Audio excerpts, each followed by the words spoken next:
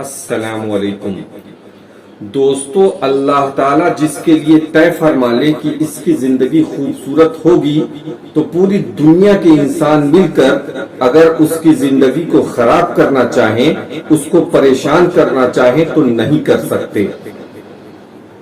اور اگر اللہ تعالیٰ یہ فیصلہ فرما لیں کہ نہیں، یہ شخص نافرمان ہے، اس کی زندگی کو بدصورت بے نور کر دوں گا، اس کے چین اور سکون کو چھین لوں گا، تو پوری دنیا کے انسان مل کر اس کی زندگی کو خوبصورت بنانا چاہیں تو نہیں بنا سکتے۔ تو آئیے ہم اللہ کی طرف رجوع ہوں، ہم اللہ کی اطاعت کریں اور اس سے مانگیں کہ اللہ تعالیٰ ہماری زندگی کو خوبصورت بنا دیں، پھر دیکھیں کیسے اللہ تعالیٰ آپ کو سکون اور خوبصورت زندگی عطا فرمائیں گے۔ آمین۔